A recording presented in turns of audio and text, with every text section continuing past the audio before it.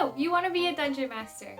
Well, whether you've played before or watched other DMs and thought, I can do that, or if you have a DM who is begging other players to please run our one-shot so that they have a chance to actually play, I've got all the tips you need in this video about how to start being a dungeon master. Let's get to it.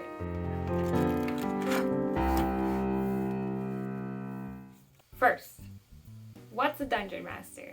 I'm gonna assume you know a little bit about D&D for most of the video, but if you don't, the dungeon master is the most important part of any D&D game. Without you, there is no game. I mean that. You can play without a cleric, you can play without a couple of the usual party members. You cannot play without the DM. The DM is everything. From the storyline, the plot, to the NPCs, to the monsters, even to the interpretation of the rules. You're the writer of this novel, of this story that you're trying to create at the table. Being a DM also puts you in a subset of D&D players that are the coolest because, as it turns out, nobody wants the responsibility of being a DM, but I'm here to tell you it's way easier than you think it is. While other people say it's a lot of work, it doesn't have to be. In fact, we need more DMs so that more people can get to experience and play D&D. So I encourage everyone to try their hand at being a DM at one point or another, because being a dungeon master is a completely different game than what the players are playing. Not to mention, DMs everywhere will thank you. Okay, so here's what you need to start DMing. Obviously, aside from the dungeon master, aka you're going to need players. Now, a campaign or a one-shot can be anywhere between 2 and 8 players. I believe I played in a one-shot that had 10 people. I recommend, and I think a lot of other people recommend as well, to start with a smaller group, around 4 to 5 players. If you have too few, it does make combat a little bit difficult for the players. Everything's a little bit harder, so you'll have to do some adjusting of your encounters. If you have more than that, like 5 to 8, it gets a little bit more difficult to balance encounters because you have to add monsters, but also it gets a little bit harder for scheduling, for keeping everybody on track, and for moderating the story. Especially if it's your first time, I recommend starting with 4 to 5 players maximum. You're going to need the rulebooks. So the big 3 that you should have are the Dungeon Master's Guide, the Monster Manual, and the Player's Handbook. Now right there, that can be a good chunk of money out of pocket. If you're just trying this for the first time and you're not sure that you're going to like it, I recommend picking up only the Player's Handbook because that will give you all of the rules you need to play. You could also borrow all of these items from a DM that you know. This is a little harder if you're the only D&D lover in your friend group.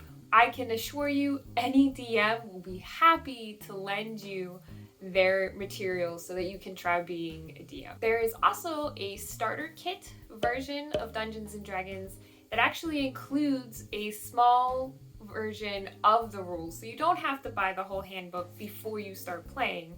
I believe it only has about 35 or 36 pages, but it covers the basics of Dungeons and Dragons without you having to purchase the full set of 3 books. It also comes with some other materials like dice, and it already pre-makes characters for you, and it includes an adventure. So if you're really looking for something that's all around a good idea to purchase and start with, I do recommend that. It is a great way to just get your feet wet in the aspects of being a player as well as being a DM. And I believe it's only $20-25 on Amazon. Pick that up if you're looking for something that's all inclusive. The next thing you're going to need is a set of dice. Now, these can range from anywhere between $5 and like $500. That's because there are people out there in the world who make handmade custom dice, which are really cool and awesome. You should check out some of those on Etsy. You don't really need any fancy dice. You can just get a $5 set and use that. And then you'll find that you love dice as much as I do. And then you'll start buying set after set after set, and you'll become a dice goblin like the rest of us. But until then, start with a $5 pair and you'll be good to go. Next, you're going to need your adventure. I recommend you choose a pre-made model. You can make your own, but if this is your first time DMing, it's a good idea to pick up something that's already been written in the format that you'll find in most official D&D content so that you get used to using that at the table. There are plenty of places where you can get free content. Hey, Editor Kylie here. Totally lost the clip that was supposed to go in this section, so instead you're going to get a little bit of my voice over the clips that I did manage to take. When it comes to being a DM, there are some other things that you might want to consider purchasing. Now, these are completely 100% optional. You don't need either of these things, but if you plan on running a full-fledged campaign, they are going to be useful. So the first one is a DM screen. Now, you can make your own DM screen. There's plenty of tutorials out there about that. I picked up mine on Amazon for, I want to say, about 20 bucks. Cool thing about using a DM screen is that a lot of times they'll put quick reference charts on the back for you. If you're just doing this for the first time and you don't want to spend the money on a DM screen quite yet, you could always just put a piece of paper on top of your notes so that your players can't see, or use some folders as a little fort around your notes so that the players can't see. Either way really works. Another thing you could consider getting is a map and a set of minis, but again, this is not required. If you really want to have that effect and not just do the theater of the mind, I recommend just printing a piece of grid paper and folding up little pieces of paper to be your pawns. That's what I did when I first started. After that, I did buy a dry erase mat, which I'll link down in the description below for you. It's really nice to use, and I don't have to buy terrain for every single combat encounter. Okay, so that's enough of this look. Let's get back to the rest of the clips that I actually have. Okay, so here's the biggie. Can I be a dungeon master if I've never played Dungeons and Dragons? And the short answer is absolutely. You are not required to have any experience at all to get in the DM chair. However, it does help. So if you haven't had any experience at all, either playing Dungeons and Dragons or being a DM, you might want to watch a few online tutorials. I'll link a couple of the playlists that helped me when I was first learning to DM. And I also recommend maybe watching a few streams. There's plenty of people who do this for a living on Twitch and on YouTube. A lot of people know Critical Role, but there are plenty of other ones that are live streaming every week, and you can definitely find a few of them. Watch them, see how they play. Remember though that a lot of those people are professionals. They make money doing this. Don't expect your game to turn out like theirs. In fact, most Dungeons and Dragons games aren't going to be exactly like that. So you got your materials, you are ready to start. Well, not quite. You can do as much preparation or as little preparation as you want.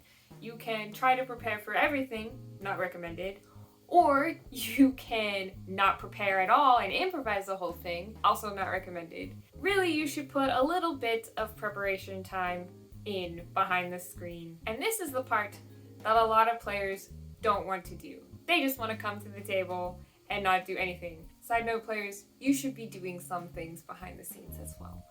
But I'll make a video about that later. So to prepare for your first D&D session, start by getting a rough understanding of the rules. So important things to look at in the player's handbook will be the section about ability checks and saving throws, as well as the combat section, and try to get a general understanding of that. You can also watch video tutorials, again, that link's in the description, and just get a feel for how gameplay will go. I also recommend that if you have new players at your table, that you have them look at this before they get to the table as well. Whether you send them a quick video to watch or you talk to them ahead of time.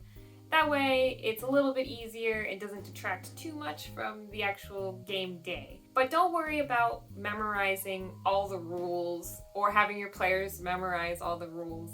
The cool thing about D&D is that anything goes, so if you mess up the rules, it's not the end of the world. The next thing you're going to want to do is read and then reread your adventure. So why should you at least read it twice? Well, the first time you're going to get the gist of it, right? But the second time you're going to pick up on small details and clues that you can probably sprinkle into the beginning or throughout the campaign that will help your adventurers feel like they're in the world. Again, remember that they are just guidelines and there's no need to follow the adventure word for word, not to mention your players will not let that happen anyway. Another thing you're going to want to do is to briefly review some of your players' classes. Now again, don't try to memorize all of these, but if you know that you're going to have a rogue in the party, you might want to just look at what lockpicking entails or trap detection entails. If you have someone in your party who's a spellcaster, you might want to look at what it means to prepare spells versus characters who just know spells and things like that, just so you have a basic understanding. Again, this is your first time playing. No one expects you to know everything. This will also require a little bit of preparation work by your players. Have them choose a class before they get to the table and create their character sheets before they get to the table, especially if it's a one-shot.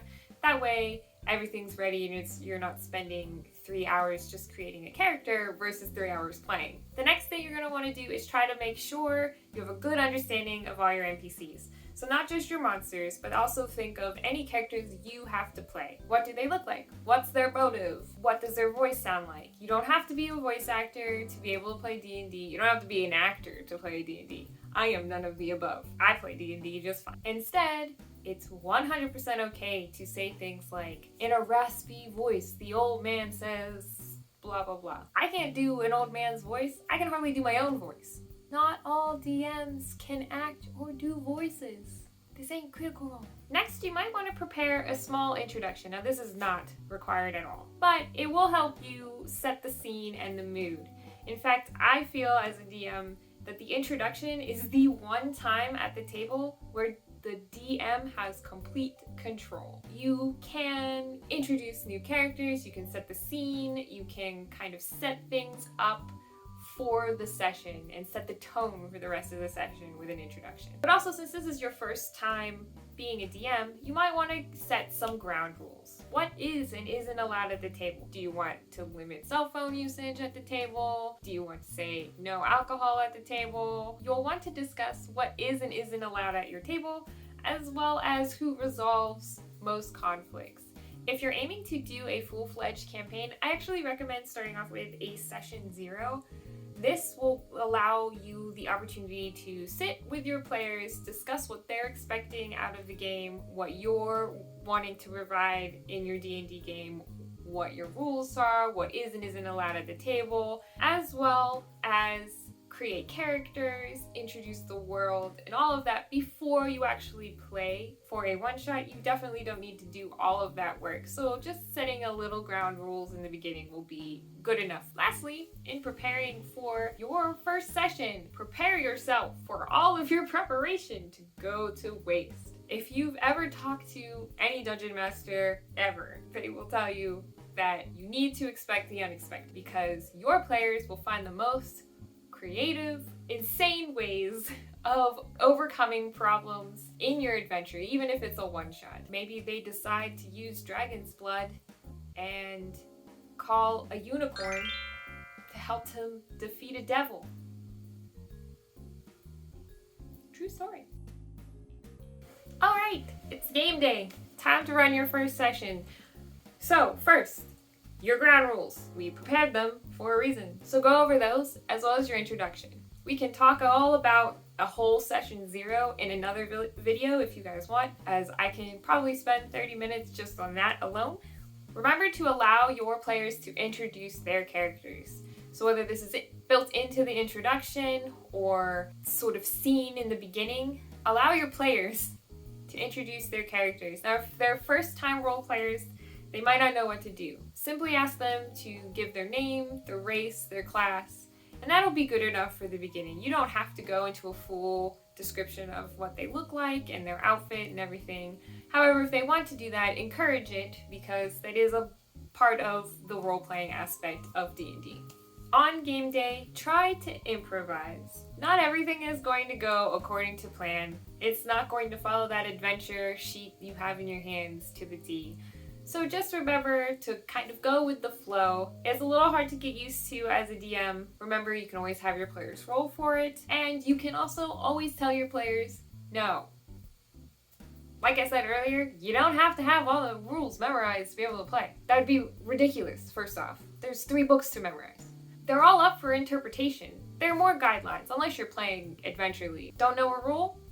Don't worry about it. DMs are looked up to for their ability to interpret and utilize the rules to create their own world and storylines. So if you don't get it 100% right, that's okay. In fact, sometimes it's better to just break the rules so that you have a moment to remember from your D&D one-shot. You can also look up rules at the table. However, I caution you that this will remove your players and yourself from the game a little bit if you spend too long. So in general, just try to keep it to about 1 or 2 minutes looking up rules. If you can't find it, you're the DM, make a call and just go with it. And write a note, and you can always look it up later. And finally, have fun.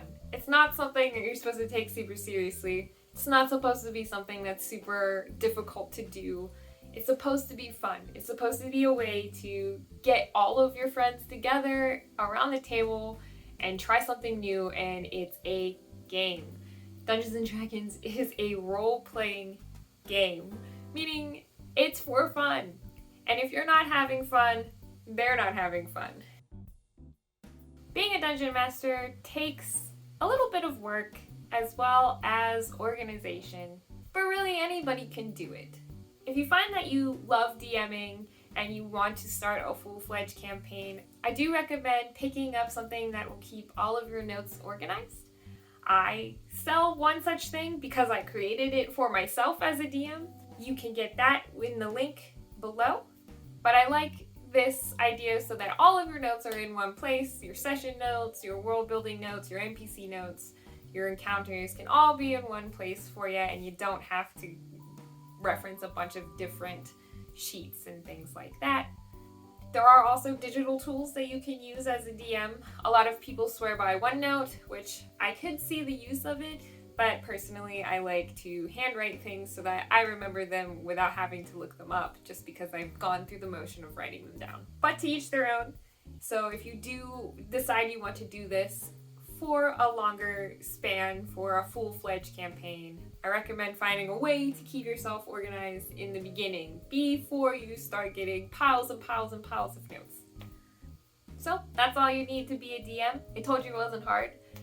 If you liked this video, please hit that thumbs up button, as well as subscribe if you want to see more stuff like this. Both of those things help me tremendously.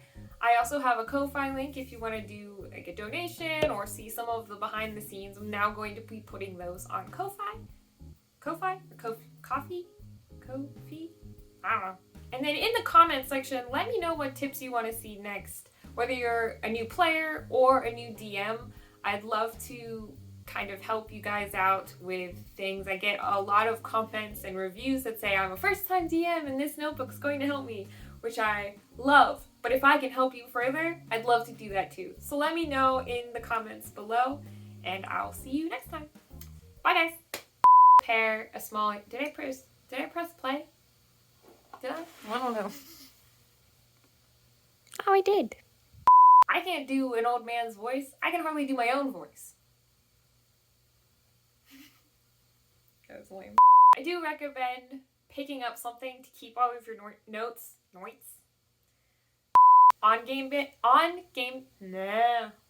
Being a session 0 with a session 0. Sweet.